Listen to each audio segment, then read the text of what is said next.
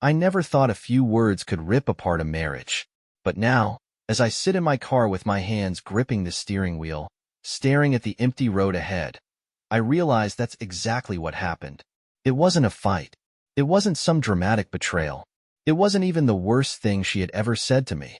But it was enough. Enough to push me past the point of no return. It all happened at a dinner party. One of those gatherings that Meredith loved to throw. She thrived in social settings, basking in attention, always the star of the show. I, on the other hand, had learned to tolerate them for her sake. I would sit back, let her enjoy the spotlight, and try not to count the hours until it was over. But that night was different. The wine had been flowing freely, laughter echoing through the room. The conversation had somehow veered into a discussion about relationships, about what makes a couple work. I wasn't paying much attention until I heard my name. "Take Leonard, for example," Meredith said, her voice laced with amusement. I looked up, catching her smirking at me. "I mean, he tries his best, bless his heart, but we all know who really holds things together." The group chuckled, and I forced a small smile. I'd heard little comments like this before. She had a way of making herself the center of every story, usually at my expense. But then she kept going. "I mean, come on," she continued, swirling her wine glass. "Leonard's not exactly the most assertive man in the world. We all know that. But hey, that's why I married him. Someone's gotta wear the pants, right?" Laughter. A few knowing nods. One of her friends, Beth, let out a little, "Oh, Meredith, stop." But it was the kind of protest that wasn't meant to be taken seriously. My stomach tightened. I didn't know what hurt more, the words themselves or the casual way she said them. Like it was a fact, an inside joke I wasn't in on. Like I wasn't sitting right there, hearing it all. I glanced around the table. No one looked particularly surprised. That's when I realized, this wasn't new. This was how she talked about me when I wasn't around. This was how she saw me. A weak man. Something inside me cracked. I didn't say a word. I simply pushed my chair back and stood up. The laughter died down as everyone turned to look at me. "Where are you going?" Meredith asked, still grinning, still playing to the crowd. I looked at her. Really looked at her. The woman I had spent years of my life with. The woman I had built a life with. And in that moment, I saw her differently. "I'm done," I said quietly. She frowned, the smile finally faltering. "Oh, come on, Leonard. Don't be so dramatic." But I wasn't being dramatic. I was just done. I turned and walked out. No yelling. No grand confrontation. Just silence. And now, here I am, sitting in my car, thinking. Because the truth is, it wasn't just the joke. It was everything that led up to it. Years of little jabs. Years of being the punchline in my own marriage. Years of her making me feel like less. And I finally realized I didn't have to stay. I take a deep breath. For the first time in a long time, I feel something unexpected. Relief.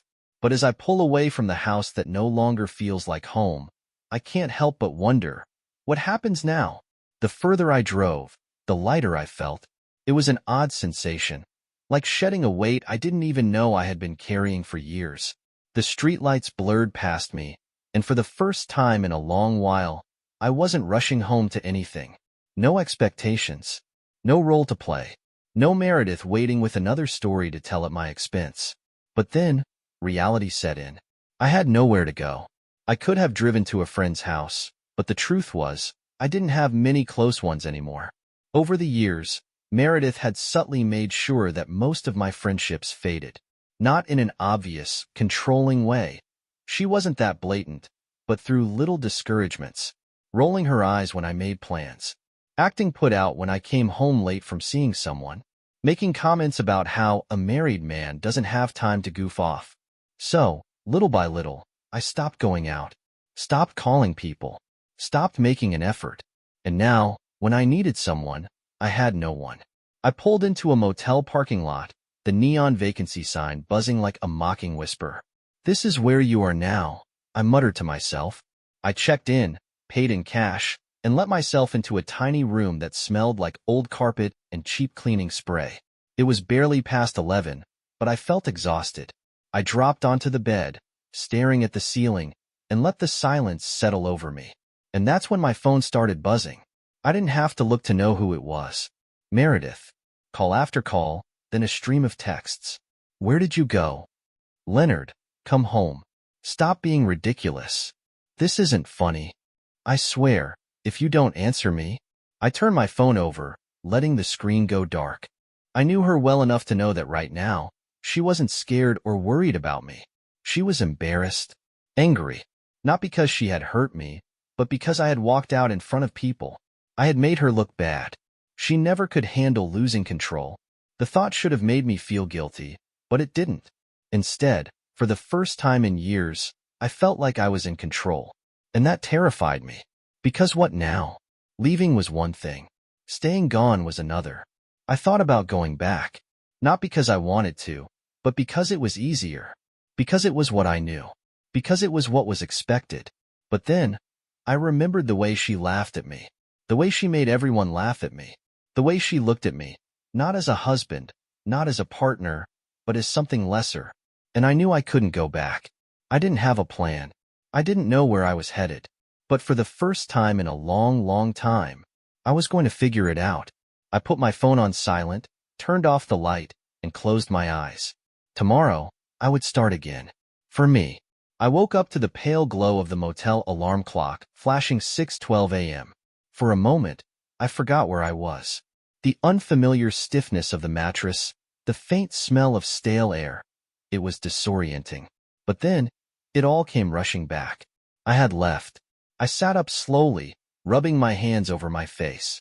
The weight of last night settled over me like an old coat. I checked my phone. 11 missed calls, countless texts from Meredith. Most of them were angry, then pleading, then angry again. You can't just leave like this, Leonard. You're making a scene. Come home. We need to talk. Fine. If you're going to act like a child, then so be it. She had always been good at that, twisting things to make it seem like I was the problem. Like my feelings weren't valid.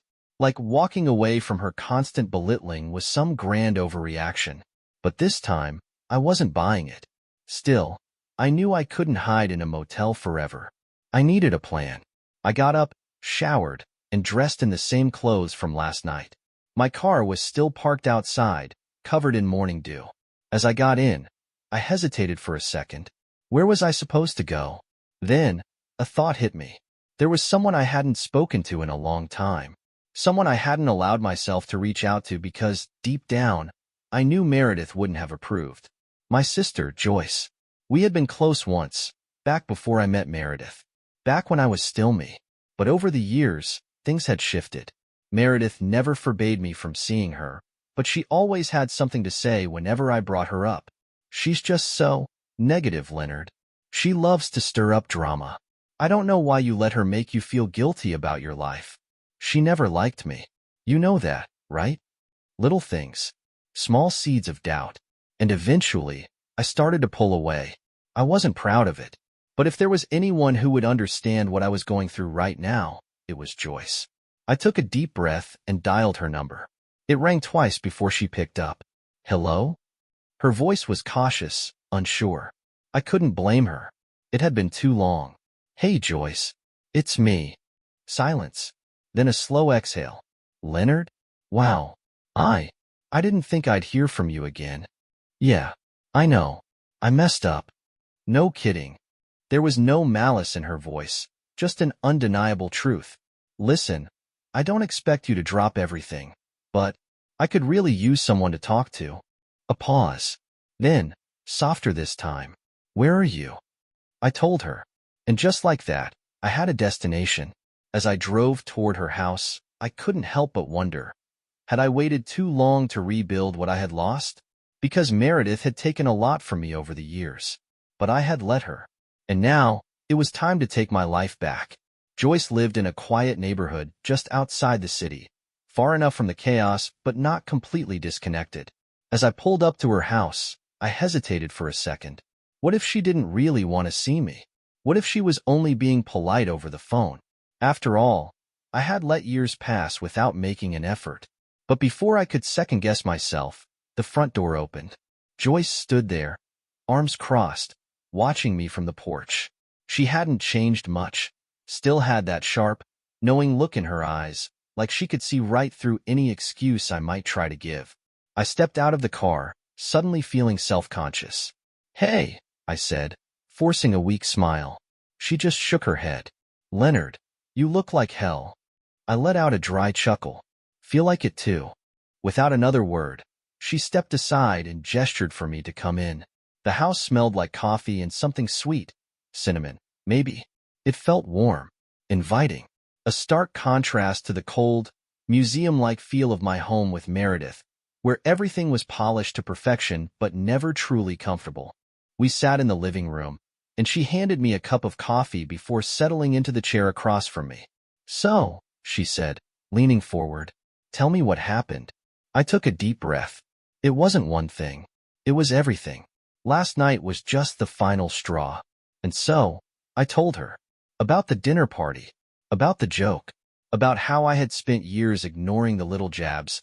The way Meredith treated me like I was something to be tolerated instead of valued. About how I had let it happen.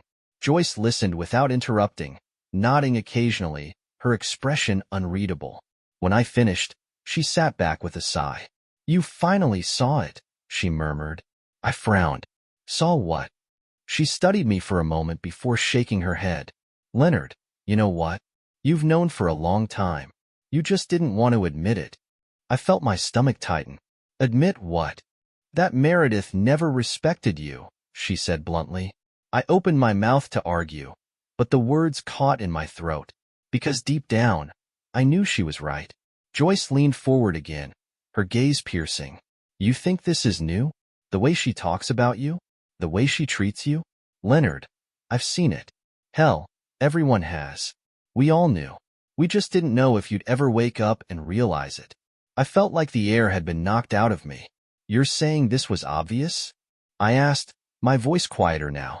Joyce gave me a sad smile. "Leonard, you're a good guy. A kind guy. And she knew that. She knew you'd put up with it. That you'd make excuses for her. That you'd rather be miserable than risk rocking the boat.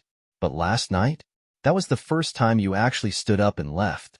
And that's why she's panicking." Panic. The word stuck with me. Was that what Meredith was feeling right now? Panic? Not because she missed me. Not because she regretted what she said.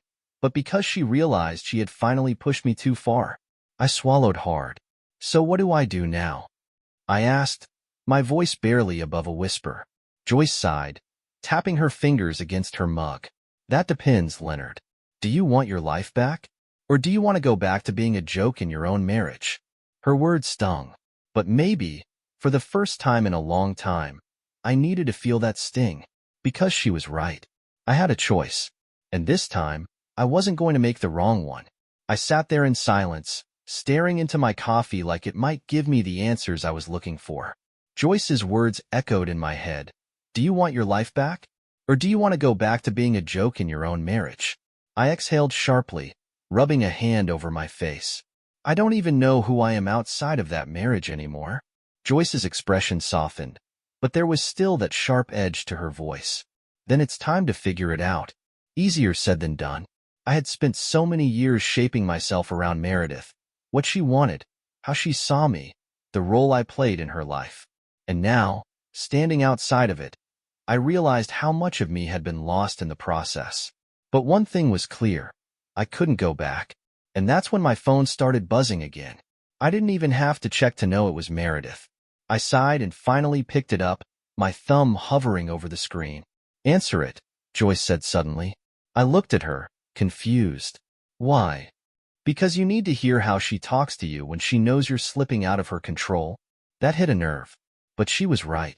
I needed to face this. I pressed accept and held the phone to my ear. "Leonard," Meredith's voice came through, sharp and clipped. "So, this is what we're doing now? Running away like a child instead of talking like adults?" I clenched my jaw. "I left because you humiliated me in front of all our friends, Meredith." "Oh, don't be so dramatic. It was a joke. You know how I am. You're really going to throw away our marriage over a joke?" There it was. The minimizing. The twisting. Making it seem like I was the irrational one. "I'm not throwing anything away," I said, trying to keep my voice steady. "You did that when you decided to make me the punchline of our marriage." She scoffed. Oh, please. Everyone at that table knew I was kidding. You think they actually took it seriously? That's the problem, Meredith. I snapped. They did take it seriously. Because they've heard it before. This wasn't new to them. It was new to me. Realizing that this is how you actually see me. Silence. For the first time, she didn't have an immediate comeback. Where are you? She finally asked, her voice softer now, almost pleading. That doesn't matter. Of course it does, Leonard. You're my husband. You can't just disappear like this. There was a shift in her tone now. It wasn't anger anymore. It was fear. Not fear of losing me. Fear of losing control. And I realized something in that moment. She wasn't calling to apologize. She wasn't calling because she wanted to fix things. She was calling because for the first time in our marriage, I had taken a step outside of the life she had built for me. And that terrified her. I took a deep breath. I think we need time apart, Meredith.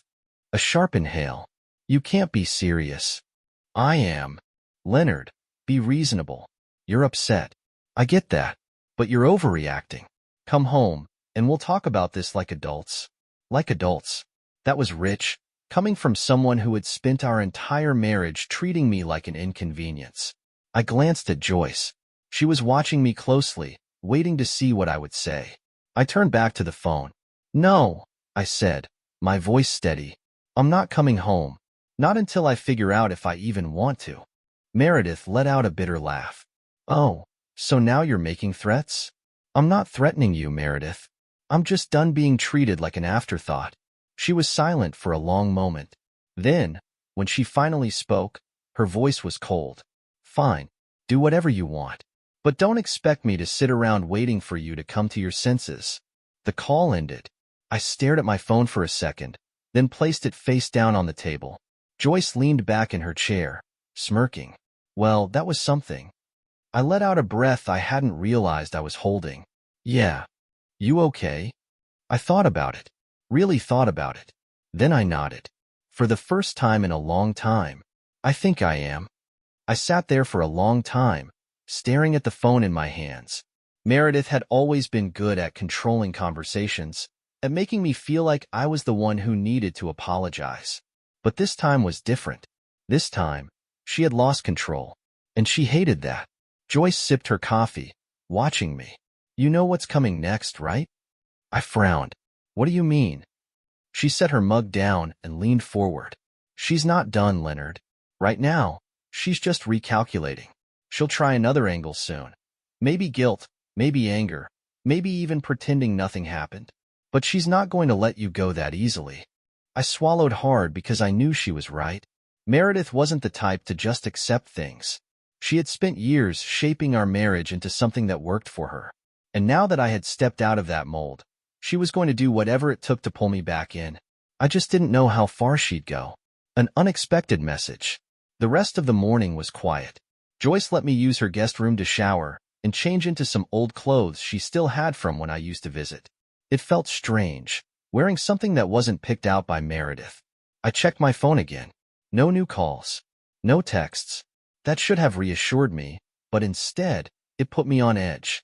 Meredith never backed down this easily. And then, just as I was finishing my coffee, my phone buzzed. A message. Not from Meredith. From Ryan. Ryan had been my best friend for years. Before Meredith, before everything. But like most of my friendships, my relationship with him had faded over time. Meredith had never liked him. She thought he was immature, reckless, a bad influence. And after years of her dismissing him, I had started to do the same. So why was he texting me now? Ryan, hey man, heard about what happened. You okay? My heart dropped. Heard about what happened. How? I quickly typed back. Me? What do you mean? His response came almost immediately. Ryan, Meredith's been talking. A lot. Posting stuff online. Saying you had a breakdown and ran off. Some weird stuff, man. I felt my blood turn cold. I switched apps and opened Facebook. And there it was.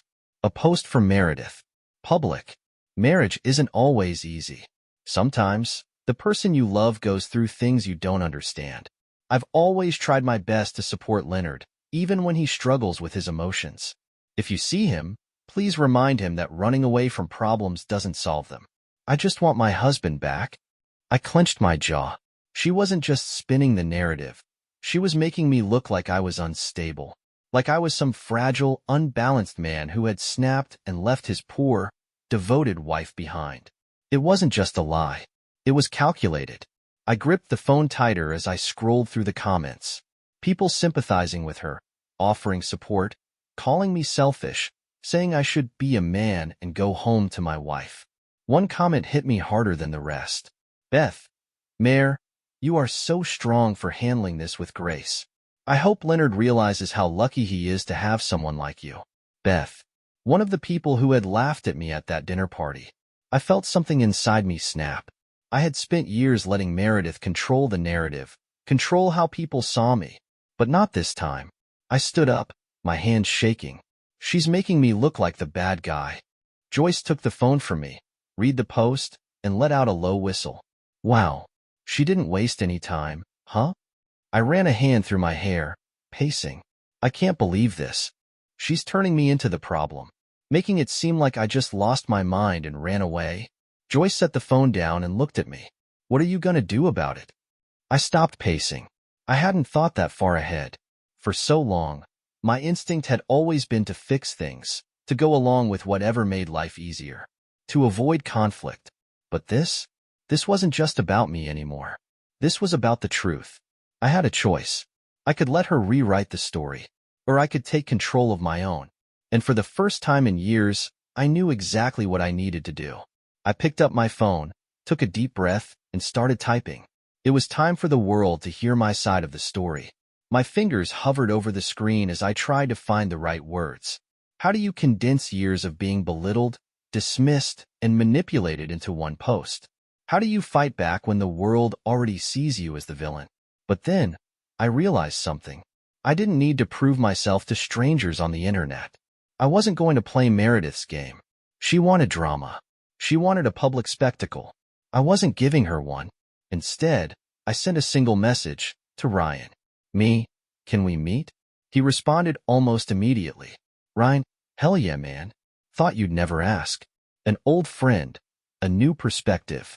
An hour later, I pulled into the parking lot of a small diner on the outskirts of town. It was the kind of place Ryan and I used to go to before Meredith.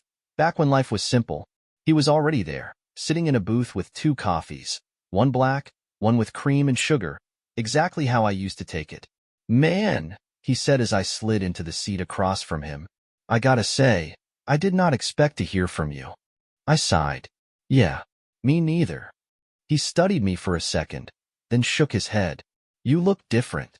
I let out a dry laugh. I feel different. We sat in silence for a moment before he leaned in. So, you finally see it, huh? See what? He gave me a knowing look. That she's been running your life from day one. I clenched my jaw. I let her. Ryan shook his head. Nah, man. That's what she wants you to think. She made sure you thought it was your choice. That's how people like her work. His words hit harder than I wanted to admit. I looked down at my coffee. She's already spinning the story, telling everyone I had some kind of breakdown. Ryan scoffed. Yeah, I saw. Classic move. She's playing the victim, so no one questions her role in any of this. He took a sip of his coffee, then smirked. So what are you gonna do about it? That was the question, wasn't it? For so long, my instinct had been to retreat, to smooth things over, to let Meredith win because it was easier than fighting back. But I wasn't that man anymore. I'm not going back, I said firmly, and I'm not letting her rewrite what happened. Ryan grinned. Now that's what I like to hear. I took a deep breath. But I need to be smart about this. I'm not just walking away from a marriage. I'm walking away from her version of me. Because that's what this was really about. Meredith had spent years shaping how people saw me. The quiet husband. The pushover. The one who was lucky to have her. And now, she was scrambling to keep that version of me alive. Because the moment people saw the truth, she lost her power. Ryan nodded. All right. So what's the plan? I looked him in the eye. I'm going to show people who I really am. The first step to freedom. After leaving the diner, I drove back to Joyce's place.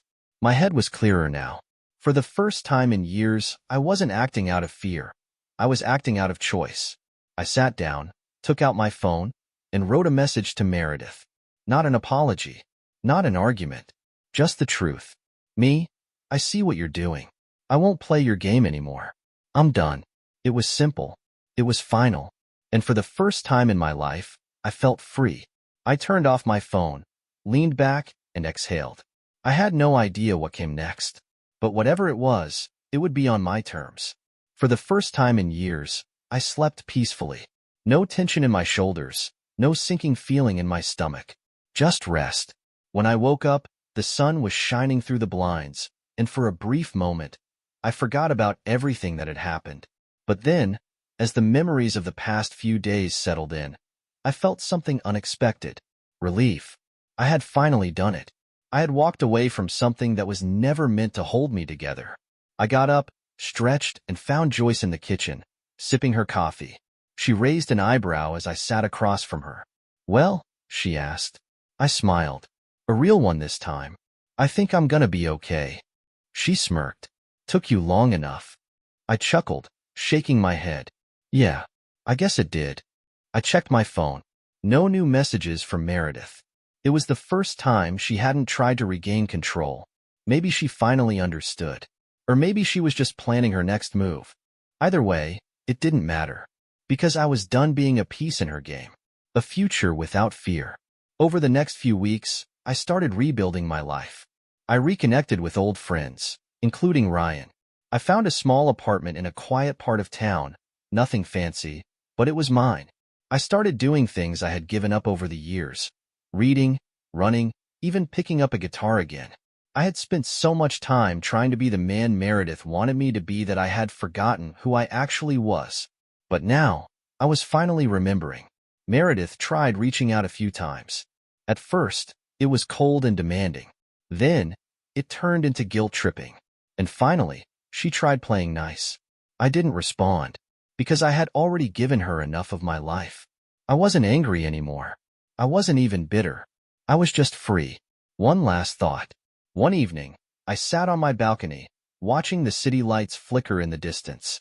For so long, I had convinced myself that leaving meant losing something, that walking away would make me incomplete.